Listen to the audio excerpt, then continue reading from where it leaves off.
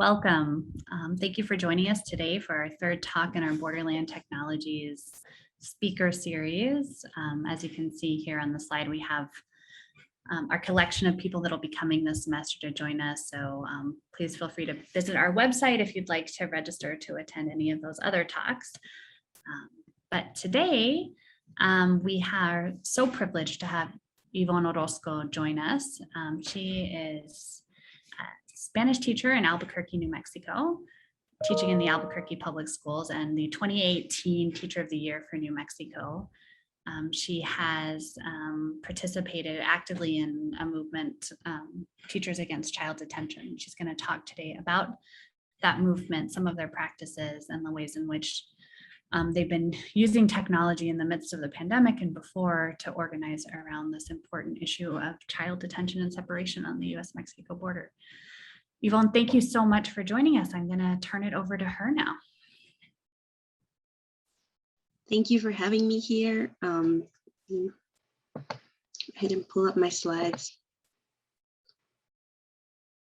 Thank you for opening up this space for me to share about this work.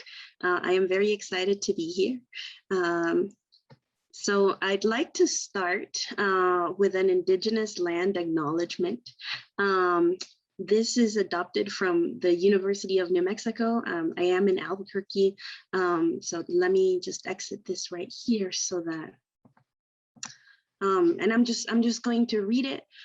So Albuquerque sits on the traditional homelands of the Pueblo of Sandia, the original peoples of New Mexico, Pueblo, Navajo, and Apache. Since time immemorial, have deep connections to the land and have made significant contributions to the broader community statewide. We honor the land itself and those who remain stewards of this land throughout the generations. And we also acknowledge our committed relationship to Indigenous peoples. We gratefully recognize our history. So that is where I am right now. So just acknowledging the land where I am. So I wanted to ask just very quickly in the chat, if you could please share something about yourself, just your position, your school, any languages that are in the room right now, your advocacy experience, and anything that you'd like to add. So I'll just give you a minute to just type something in the chat so that I can get to know who is here.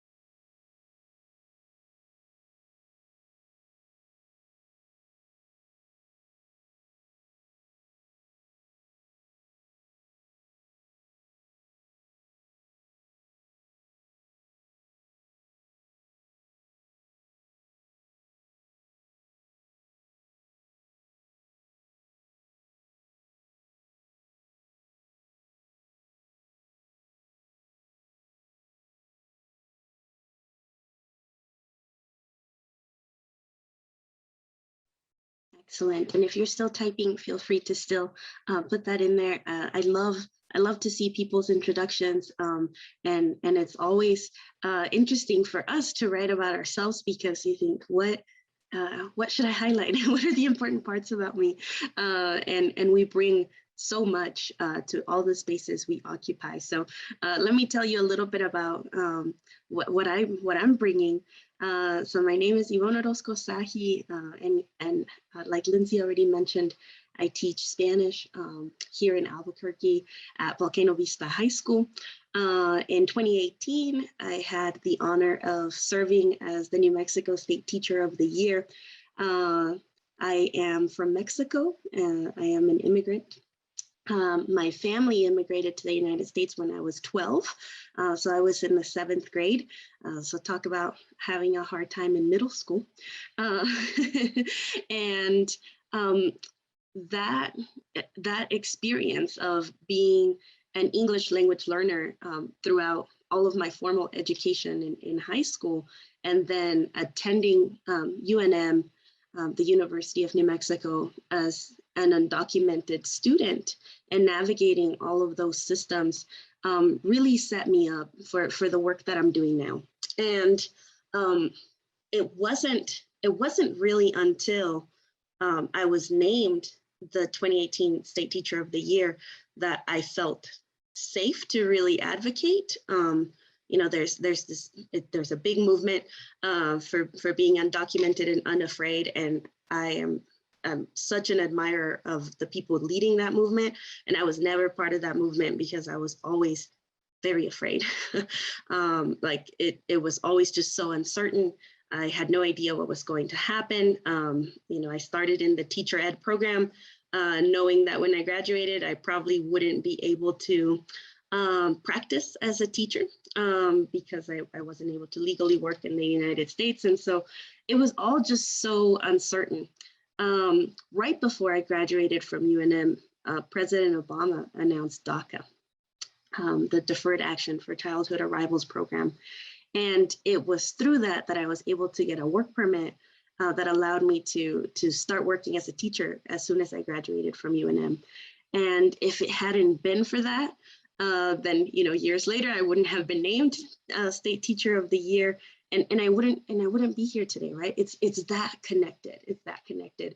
One policy decision that makes such an impact. So I am really, really grateful for the opportunity to be here doing this work. But I also want to acknowledge that there have just been, you know, great events in my life like DACA that allow me to do this work, or like being New Mexico State Teacher of the Year that allows me to do this work. And I've just been really lucky in that way. So today I want to take you a little bit through the roots of Teachers Against Child Detention, which is an organization that started with my State Teachers of the Year cohort. And then how that became really a platform for organizing locally. I want to give you an overview of the work that we have done here in Albuquerque, because TACD started national and then it moved to a more local level. I also want to talk a little bit about the activism in COVID times and self-care and how that how the pandemic has changed our lives in such deep ways. I think in a lot of ways, you know, this talk is one of those things, right? We are more connected in the world through technology. However, of course, all of our mental health has been affected as well. And so I talk a little bit about that and how activism has just become really, really different in the pandemic. And then the intersection of activism and technology, and a little bit about a forthcoming book. And then at the end, we'll have some time for questions and answers and to have some conversations together. So that is where we're headed today. So Teachers Against Child Detention National started in 2018. And at the time, the news media was cluttered with these types of headlines, right? And in 2018, as the State Teacher of the Year, I was collaborating with teachers from all across the United States. And we were, you know, meeting for conferences, and we were expanding our practices and really learning how to best serve our communities and how to bring knowledge back to our states. And in those conversations, it is the idea that we should do something with these platforms, right? Because we were being asked to speak at the state level, at the national level. We were visiting the White House. We were talking to our representatives. We just had access to the rooms where things happen, literally. And so then we decided, okay, what can we do? And so the idea of Teachers Against Child Detention came alive within that group. So Mandy Manning is the 2018 National Teacher of the Year. She's from Washington State, and she is wonderful. And she reached out to me. And I think really the first act of resistance that the cohort was planning was boycotting the White House ceremony, right? And just saying, we're not gonna go. And so then they came up to me and they said, Ivonne, in solidarity with you, your DACA status, let's not go. And I said, are you kidding me? If there is someone that's going to be in that room with that president, it's going to be me, right? Like, I want that picture. And so they all said, okay, I guess we'll go to the White House. And they said, absolutely. And so we went to the White House, but then the idea was, okay, what else can we do, right? What else, big statement can we do? And so it was me, Mandy, Michael Soskell from Pennsylvania, Leah Jolke from North Dakota, and we were all just saying, okay, we need to do something. We need to use our platform to do something productive and meaningful. And so we started organizing, and we started organizing particularly against the idea of child detention centers. It was just such an outrage to know that this was going on so close to so many of us. And as educators, we are literally mandatory reporters, right? If we see child abuse in any way, we need to report that. That is part of our contracts as educators. And so it really became a center focus for us to speak against the child detention centers or prisons. And that work can't stop because the news still looked like that, right? It's not as front and center, but it's still going on. The refugee crisis is still going on. So what can we do? What can we keep on doing? So again, we started Tacd National around the time that our State Teacher of the Year time ended. And that was specifically designed because a lot of states, not New Mexico, but a lot of states have clauses in State Teachers of the Year's contracts that they can't speak in anything political or anything politically active, right? And so we decided to wait until the end of our contracts so that we could do this work. And we started organizing a teach-in event in El Paso, in Texas. And we decided, okay, President's Day in 2019, we thought it would make a statement. We also had the day off from school, so we didn't need to request substitute teachers. And we started organizing for that event. And I'm going to talk a little bit about that. After the teach-in in El Paso, we decided it was best for Tacd to work locally because we could organize faster and more effectively. And so then that really led to the birth of Tacd Albuquerque in 2019. And we started advocating at the local level. But at the national and the local level, we believe that all children deserve to be in school, all children have endless potential, and all children deserve to be free. And those are three things that nobody can deny. So that is where Tacd stands. And so, strange new teacher. Apologies.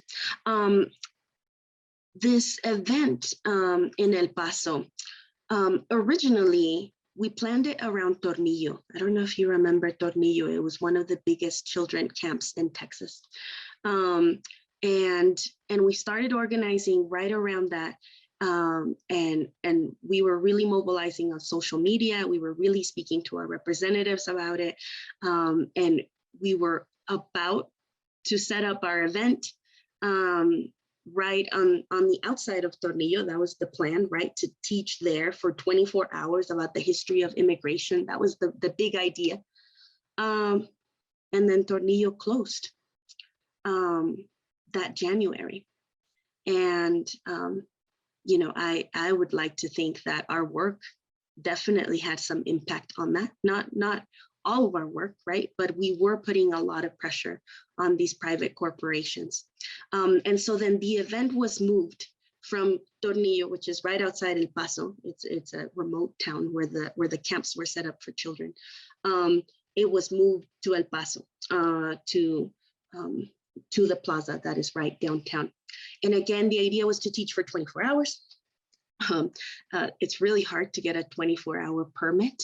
So if you're trying to do that, just be forewarned, it's really difficult. So then we thought, okay, we'll teach from sunrise till sundown, and that's what we did. And we had teachers from all over the nation come and join us. We had teachers there from Alaska. We had teachers there from New York. Of course, New Mexico was there. Texas showed up. Big numbers. And it was such an emotional event where we were really visible, and we were really at the front and center of saying, this is what we believe in, this is what we're advocating for. This is a quick video put together by AFT, which is the American Federation of Teachers, which is one of the biggest teacher unions in the United States. And so I just wanted to play you this a little bit so that you get an idea of the feeling that was there in 2019.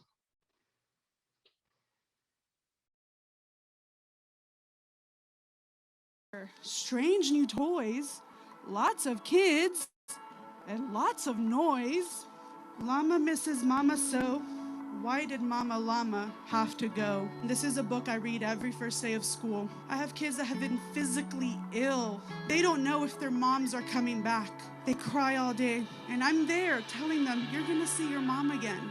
In the populations I serve, there's lots of mixed status families, and I know exactly what that feels like, being undocumented myself. When DACA was first rescinded, I thought that was my last year teaching. Thankfully, with AFT's help, I was able to renew, but now I have a new expiration date, April 2020. I might be scared sometimes, but someone needs to step up and do things, and I'm hoping I'm inspiring others to say, you don't have to be afraid. We have 1.7 million members that have my back, and I think that's really important to note. We're not alone.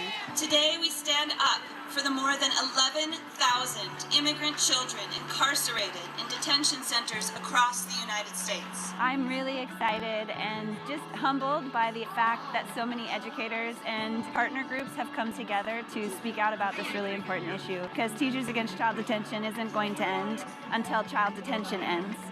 Being a mandated reporter, if we see something wrong, then we're supposed to do something about it. We're supposed to say something about it. So just being able to stand with a group of people that's saying, you know what, this isn't right and it's not okay. Teachers across this entire nation are against this. And when you see all of us united, it sends a stronger message. Todos los niños deben disfrutar de la protección fundamental y el derecho a una dignidad humana y a la educación. Escuchen bien. Los gobiernos nunca deben separar a los niños de sus padres, bajo ninguna circunstancia.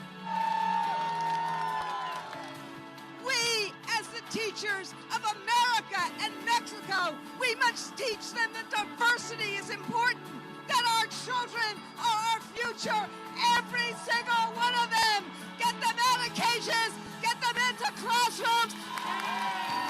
We care. We care. We fight. We fight. We show up. We show up. We vote. We vote. We are AFT Encente. We are AFT Encente. Classrooms, not cages.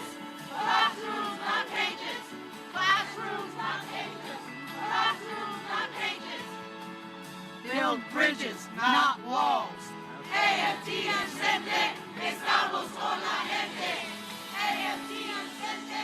Estamos con la gente.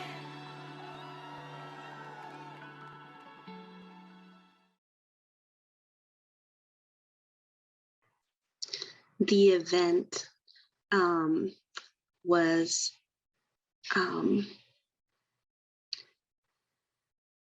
live streamed on YouTube and recorded, and all of our lessons, ranging from the history of immigration to personal stories, storytelling, they're all posted on the YouTube channel. And do I not have, there it is. And it's just, you can find it by searching Teachers Against Child Detention. And if you head to playlists, you'll be able to see all of the clips from that day posted on there. And it's just under the playlist Teaching for Freedom. They're really, really powerful. And there was such great energy that day. Strange new teacher. Strange new. Okay. While we were in El Paso, it is really important to note that we were not doing this on our own. None of it happens when we work by ourselves. So these are some of the partner organizations that were there working with us. And we were just so grateful for them to welcome us into El Paso and really open up the space for us to do this work alongside with them. So we are very grateful for that. So I wanted to talk a little bit about the technology that goes into organizing with groups across the nation, and how do you build that support? We relied a lot on social media with the State Teachers of the Year, particularly our Facebook group. All of our communication was through there. We also use collaborative software. With TACD National, we worked a lot with Slack, which was my first time using Slack, but it was so easy to organize things right into where we needed them. And now with TACD Albuquerque, we're using Google Groups, which is not as techy, but just simple enough that educators feel comfortable using it and communicating that way. We also use collaboration software to meet virtually in person, like Zoom or Signal group text messages. And for us, it has become really, really important to show up and be a visible force, which isn't always easy to do now in COVID times. But right before the pandemic, we worked really hard at people knowing who we are, people knowing the work that we're doing.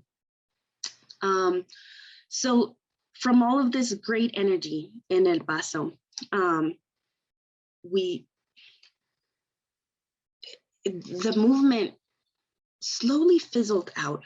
And I think for me, it became really, really big. And then there were no things to follow up the event.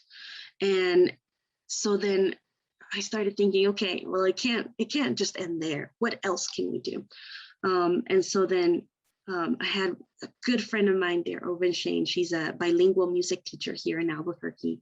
And we just started talking about, hey, what if we do that here in Albuquerque, and we just do it locally, and we just work with our teachers who are here. And then that way, we don't have to worry about time zones for Alaska or time zones for people in Georgia, and it can just be us meeting in school cafeterias. So Darren and I sat down at her kitchen table, as grassroots as it gets, and we just came up with a list of educators that we knew that we thought maybe they can join us. And it was a big maybe, right? In the middle of the spring, knowing that summer was coming and educators are off the grid, right? We don't check email anymore. But then in July, we had the very first meeting of Teachers Against Child Detention Albuquerque. And we had something like 60 people show up at Dare's house, just from an email that we put together. And it was beautiful to see the energy that teachers were bringing. Lots of questions were brought up, and they started just bringing all their ideas of how we can organize here locally. We added members to the leadership team, like Mirla Hernandez. She's a retired bilingual educator. Luis Khan, who's a nurse practitioner and former UNM educator. Francesca Bueller, who's also a retired educator, and they came in with a lot of energy and ideas on how we could organize around the things that are important. We started building coalitions and building actions. So joining other people who are already doing great things. Again, you can't do any of this work alone. And so we joined the Santa Fe Dreamers Project to divest private prisons in New Mexico. We joined the New Mexico Dream Team and joined some of their talks, and again, just showing up as teachers. El Centro de Igualdad y Derechos here in Albuquerque, and promoting their events and they promoting ours. Albuquerque Interfaith, TENM, Fronteristas, ATF, Albuquerque Teachers Federation, which is the teachers union here locally. And so we just started working together. And this is some of the work that, that came out of that, right?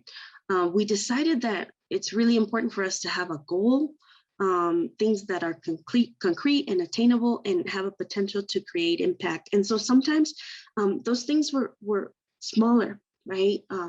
One time we were contacted by a toy drive organizer, and she said, hey, I have several refugee families who didn't qualify to register for the toy drive that the city is putting together because they don't have a permanent address. Can TACD run a toy drive for refugee children? Absolutely. So we collected backpacks, we collected school supplies, we collected cool toys, and then we delivered them to the organization that was running the toy drive, who then ran an alongside one for refugee children and their families. Again, identifying resources and partners. They're already doing the work that we wanted to do, and so we joined them, and we're stronger together. And then having concrete actions, right? Like organizing workshops in schools. One of the things that El Centro de Igualdad y Derechos here in Albuquerque already does, they put together for immigrant families, they put together a power of attorney form. So if anything happens to them, if they are deported, who are their children now going to be staying with? And that is in writing. However, one of the limitations of that form is that it expires every 6 months. And so then organizing those workshops in schools, and we're already in schools. And so just opening up the classroom where they can come in and do that work, where families can come in and be safe doing that work, knowing that we are visible supporters. Being visible at immigrant supportive events, and just being there and just having our t-shirts that say, you know, Teachers Against Child Detention, and it goes such a long way when people know that you're a teacher ally. So one of the things that we really focused on was getting the membership t-shirts, and I know it sounds like a really small thing, but it went a long way when we were visible and all together. We organized, you know, through lunches. We organized just taking notes, right? And this is what local activism looks like, you know, 4 people sitting around the table and thinking, how can we come together? You can see that last picture on the right. That is the very last meeting that TACD held in person. And that was the day that Albuquerque Public Schools announced that we were shutting down for 2 weeks because of COVID. So we were together at the Albuquerque Teacher Federation building, at the Union building, and you can see that our chairs are kind of put away a little bit because they had been in the news. And we were like, should we hug? We weren't hugging. We were like, okay, let's not hug. We were sitting further apart from each other, and we really just thought, no, it can't be that bad. Right? It can't be that bad. And our next meeting was scheduled for the following month. And we were like, no, let's keep it. Let's not cancel it. It'll be fine. It wasn't fine. We then had to move online. This whole idea of teachers working together. Yeah, teachers are such pillars of the community. And I know we're underpaid, we're underappreciated, all of that. But at the end of the day, teachers make a big difference. And so we have a responsibility as educators to understand the complexity of what is happening in immigration system, right? In the bigger picture of things. Because when we model kindness and empathy and advocacy, our students follow. They watch their words, they watch what they say, and they start to question the things that they see and think. Social justice issues are so connected, and they don't exist on islands by themselves in the education system, right? That immigration reform, Black Lives Matter, that separation of families, the urgency to close ICE prisons in COVID times, all of that. Those are all things that are connected. And it matters that we recognize those connections and how those things are connected. So one of the big things that came up in our work here in Albuquerque was divesting our retirement accounts from private prisons. So we, every time we get paid, we pay into a retirement pension, right? And that pension is called the ERB, Educators Retirement Board. And that money is invested into a big portfolio. And part of that portfolio was 2 accounts, Core Civic and Geo Group, which are private for-profit prisons that our money as educators was going into. And there were groups already doing this work, and we really started to understand the scope of it. Mirle Hernandez was a big pioneer of this because she was recently retired, and she just could not believe that for so many years she had been paying into this injustice. And so we started organizing and saying, we don't want our money there. We want it out. We want it out of those 2 accounts, divested. And how are we doing on time? We're doing okay on time. We are. I have a quick poem, and I performed this spoken word poem at the June 19th, 2020 board meeting for the ERB during the public comment section.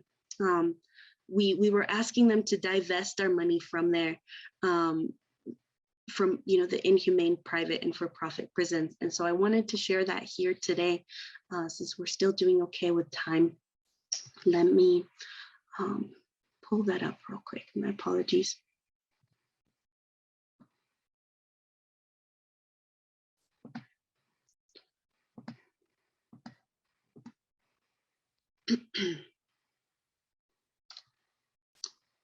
All right.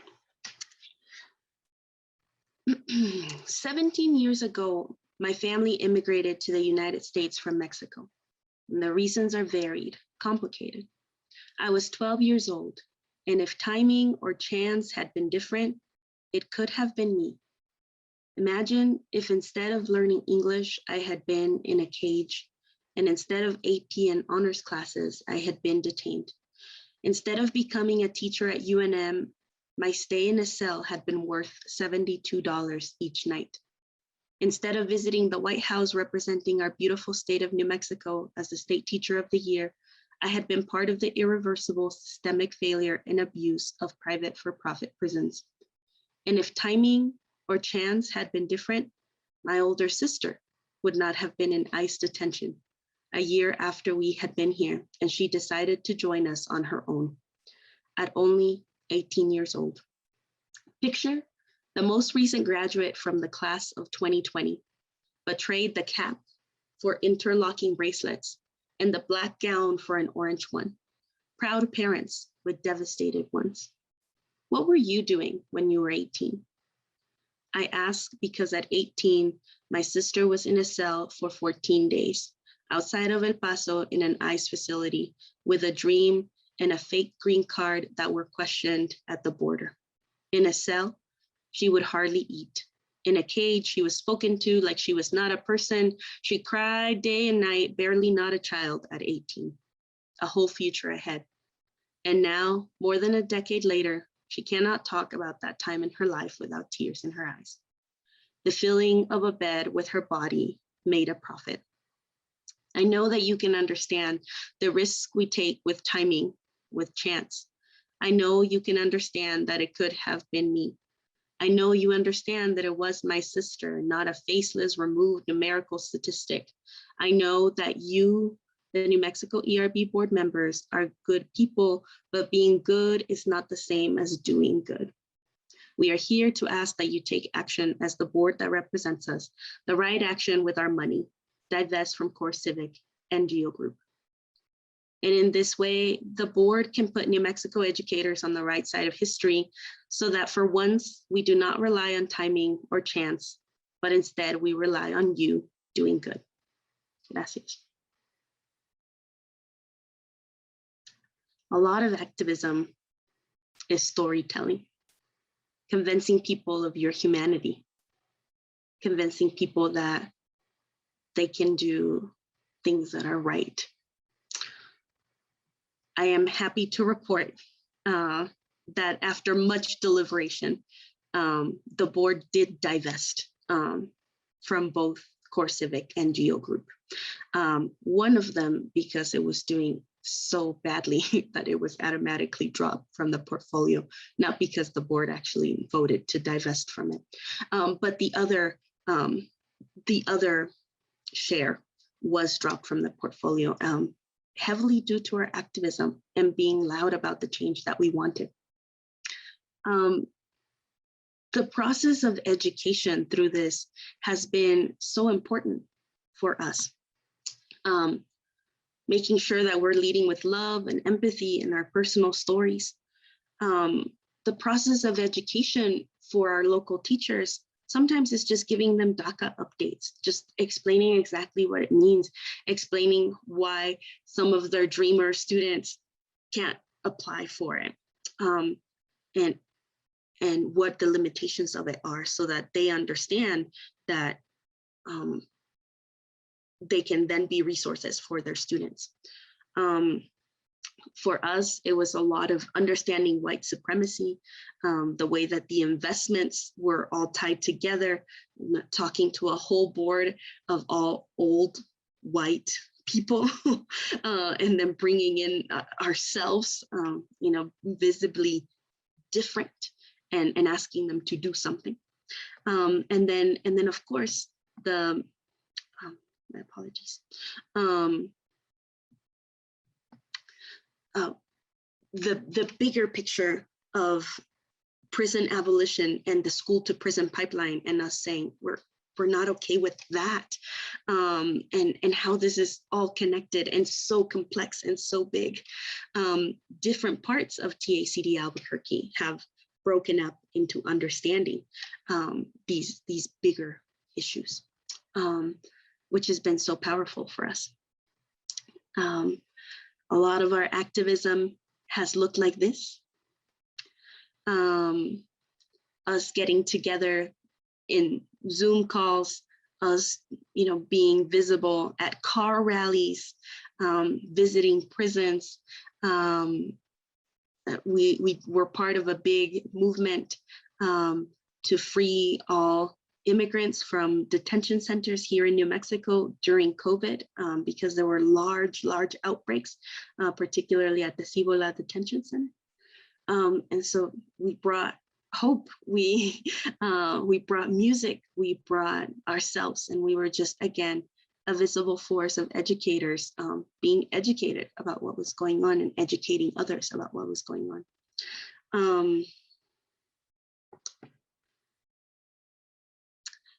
I do have a quick video of the activism that we did at Cibola, and this is just a video, and I think pretty soon we're going to start our conversation. So while it's playing, you can add your comments or questions, conversation starters to the chat, and I can play you this short clip. This was right outside the Cibola Detention Center. This is my good friend Dare Obenshane, bilingual music teacher in the red shirt, and we were there advocating to release immigrants during the big COVID outbreaks in prisons. So I'll leave you with this. No, no, no a la detención. El pueblo quiere liberación. No, no, no a la detención. El pueblo quiere liberación. Suéltenlos ya, porque son nuestra familia. Suéltenlos ya, porque son nuestra familia. A la gente encarcelada queremos que sepan ya. Estamos aquí gritando porque son nuestra familia. El virus y el amor de fronteras no saben nada. Separar y encarcelarles no vamos a soportar. Tenemos un solo grito, que los liberen y ya.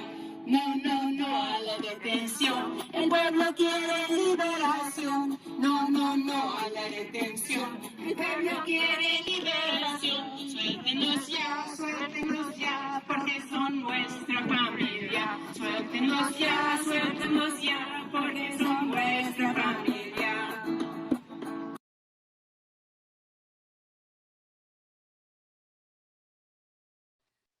Sorry, I get all emotional. You may not have been able to see it in the video, but in the tiny windows of the prison, people are waving at us. They were hearing us, and I'd like to think that we brought just a little bit of hope there. Let's see. So la lucha sigue, even in COVID times, even when it's hard. It has been difficult to stay connected. It is exhausting. And so we've learned, sometimes we just have to pause our work as the crisis continues and tend to the things that are closer to us, like our classrooms right now that are in so much crisis. So don't ever underestimate, the toll of activism, especially in the pandemic. So we've just been saying, okay, if we say no to that, we say yes to this other thing. And sometimes that yes is just our simple, our mental health. Stay strong, create community networks that keep you connected to the work, and create partnerships with organizers who are already doing the great work, and join them. Some of the partners here in Albuquerque, so I always like to give credit to the people that we stand side by side with.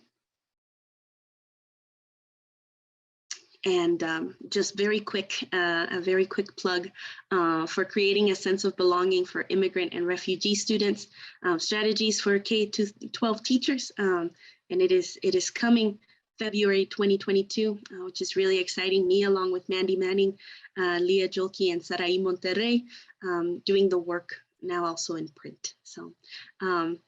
Muchas gracias. Again, my name is Ivonne Orozco Sahi. I am open as a community resource, so if you ever need anything, please shoot me an email.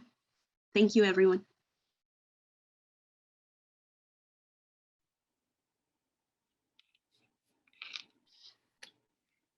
Great. Thank you, Yvonne, for such a wonderful talk and inspiring story. I appreciate you coming out today to share that with us. So I wanted to open it up to questions now. So if I wanted to remind everyone, if anyone has any questions or comments for Yvonne or for the panel here, that you could use the chat option, which you can send to panelists and attendees, or just panelists, or you can use the Q&A option. Either way, I can get them and I can read your questions or comments to Yvonne. So again, feel free to use those resources to you. And if I could start, mine are a bit of a set of comments and questions. And one of them is, first I just wanted to share the themes that you touched on for this speaker series are, building these alternative spaces of resistance through people, technology, and their stories. And you showed us that through the development of your organization, as well as your position in this, your stakes and your position in this set of concerns that you're you're bringing forward. And it showed very, very diverse modes of using technology. You know, in one sense, you're using it to organize people through social media across the nation, right? The other national teacher of the year across the state, as well as like using it to broadcast a message. Like you recorded it and shared it on these platforms so that it can be heard and maybe even beyond the US, so people would feel inspired to also organize with you. And then one thing that really stuck with me is this technology of storytelling, and some of the lab members have also talked about technologies of writing, such as Maria here. And so you showed just these diverse set of technologies that you would use to organize, and in very strategic ways, right? Like you had to, in some spaces, be less visible, you know, because there might be sanctions of you being political affiliations during your term as the teacher of the year, but there is a very strategic way you would be visible to use your platform. So you had to be very strategic. So I was wondering, like, what were some of the benefits for using all these different sources, and what were some of the challenges? I think the benefit, like you already mentioned, you know, is being able to stay connected to people, and then also having all of that work in a way be archived in a really beautiful way that then you can still reference. And watching some of those videos, particularly the one in El Paso, I just think, man, that's a lot of people really close together on that stage. And our lives have changed so much because of the pandemic. But it is beautiful to see the evolution of the work. And I'm so grateful that we have those archives to look back on. I think the challenges is that it takes a lot of energy and a lot of effort to stay connected. And for me, my mental health took a really big toll, particularly right in the middle of the pandemic. And I had to, you know, step away from Twitter and step away from Instagram because I could not handle everything that was going on all of the time. And so I think while it's really beautiful to be connected, I had to be very particular in which ways I wanted to be connected. Like, yes to the Google group for TACD, no to the Twitter feed that never ends. And I think that was a challenge for me, like figuring out where the value can come from. Right. Danielle, can I ask a question? Yes, sure, Lindsay.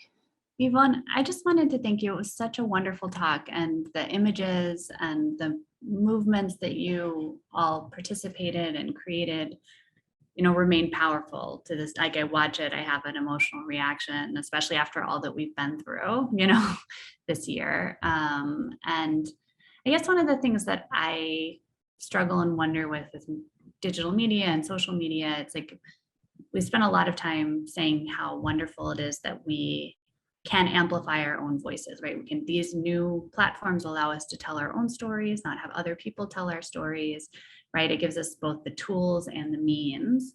But then I think there's a huge amount of labor in that. And there's also this kind of incredibly fast turnaround where it's like we can capture the attention, like children in detention can capture everyone's imagination in the summer of 2019 or whatever, but then like that children are still detained today. Like we have compassion fatigue. And so I'm wondering, you know, you talked a little bit about working locally, but how do you think that we can amplify or energize or sustain these kinds of movements that are really important and make sure that they reach the audiences that matter without draining the people that have to produce them? You know, it's like, are we turning ourselves into content producers for what and to what ends? Absolutely. Yeah, Lindsay, I agree 100%. it is that cycle of like really, really important, and then it kind of fizzles out and it goes away, right? And it's such a disservice because it is still going on, and we should still be talking about it. So how do we do that, right? I just met with the Tacd Albuquerque ladies, and we just had a, like a potluck lunch, and we were just talking, and that exactly came up, and we said, how do we keep up with the work when we literally cannot find a single news article that can give us the current statistics, the current numbers? And again, we're in Albuquerque, right in central New Mexico, so we are removed from the border. We're about 4 hours away from the border. And so if it's not in the media, we don't know. And all of us were like, that is so frustrating. Who can we ask? Who can we reach out to? And so it is really problematic. I'm not sure that I have the solution. I really wish that I did, but it is one of the big limitations of this work, that we don't always know if it's not in the spotlight. Just such a shame. So. Great, thank you. The next question we have, Octavio, for you, what are the political expectations that have or haven't been fulfilled with the current administration compared to 2018? Is there any need for a different strategy? Yes, yeah, definitely. We should be doing so many things differently.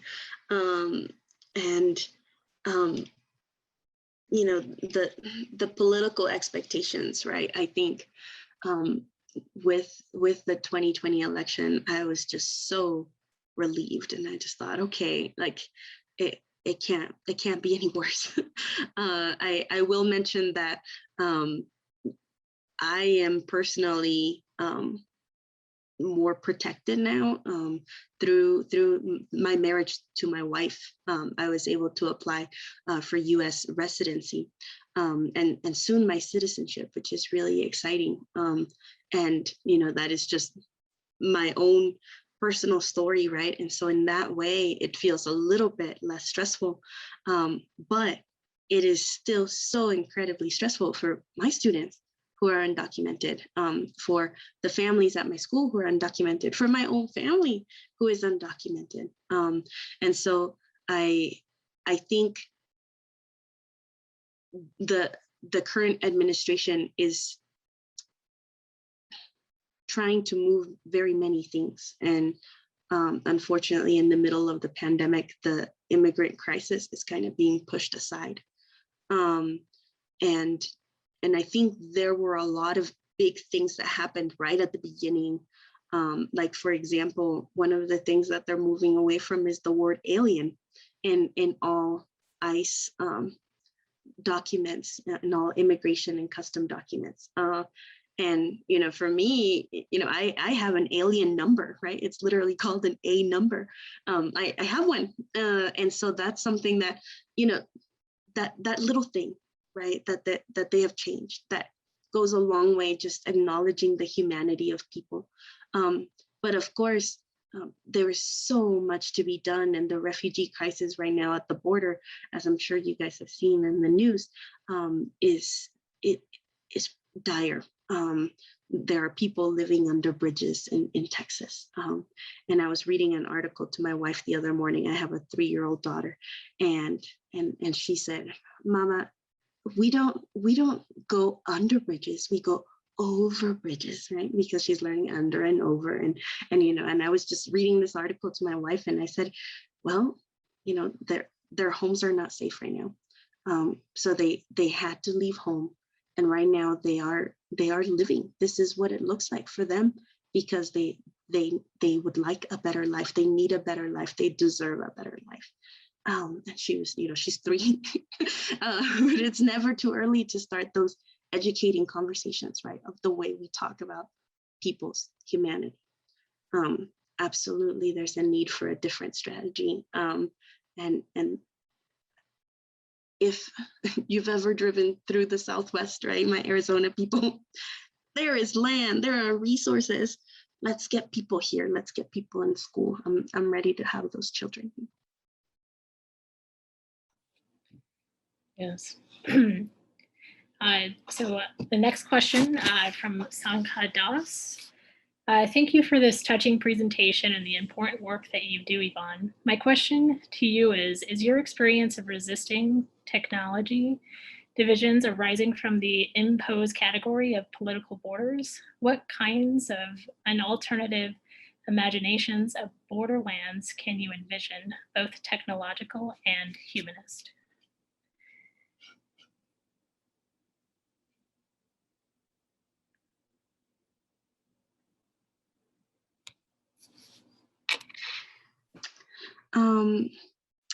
I'd love to deconstruct this question a little bit more. I think there's some terminology that I'm not quite understanding.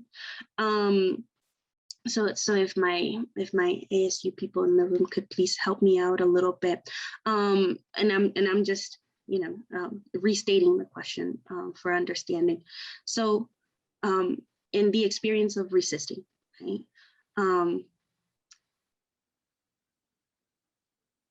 Divisions arising from the imposed category of political borders. Alternative imaginations of borderlands can you envision, both technological and humanist? I'm really not understanding the question. Danielle, could you illuminate this for me a little bit? Yeah. So Sangha also gave us a follow-up question that might be able to help. How can you imagine like an alternative borderland, like a different space to maybe use to approach these problems from either the use of technology or more broadly in a humanist approach? Yeah, and no worries for for jargon. I am an educator, and I'm always okay. Asking follow-up questions. So thank you for that, and thank you for clearing it up a little bit. So yeah, I think those alternative borderlands of having enough services for people who are arriving. And having enough clothing be available and medical services and housing available for people so that families can stay together and children don't have to be taken away from the mothers that just carried them in their bags for literally weeks and weeks. And so I think it really comes down to imagining where our resources can go as a nation and where our priorities are. And I think for Teachers Against Child Detention, that was one of the things that we were saying all of the time. We want to teach refugee children. We want to teach immigrant children. We want them to come in and be part of our communities. And that is such a feeling across educators, right? And just having open arms. And so if the United States, or maybe this alternative imagined borderland, could be a place where people come in and we have those resources available and we have places that are ready to welcome them and value them, I think that that could go a really long way. So thank you for that question. I think it's difficult for people to imagine a world that is not in crisis because we've been in crisis for so long.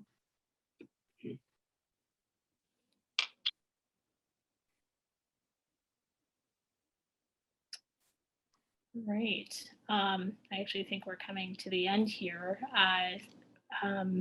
Is there anything you want to wrap up with or have any last words for your audience? Or anybody? Yeah, I'm just grateful that you're here for the conversation. And I think the work is so important, whether the work is in our classrooms, in our little community, talking to our students about immigration, or if it's a lot bigger than that, and creating and analyzing and synthesizing what is going on in the borderlands. So thank you all for the incredible work that you're doing, and thank you for having me be part of the conversation today. Thank you so much, Ivonne. We really appreciate it. And I just want to invite everyone who attended. Next week, we're going to have Michelle Stevenson, she's a Guatemalan, and she works in forensic identification. And she's going to talk about how scientists and activists in Guatemala have developed multidisciplinary approaches to the search for and identification of disappeared people. So yeah, well, there'll be an exciting opportunity to talk with her. So I hope you'll join us next week. And thank you so much, Ivonne, for both this wonderful talk and for the important work that you continue to put your time and your body and your heart for. We really appreciate it.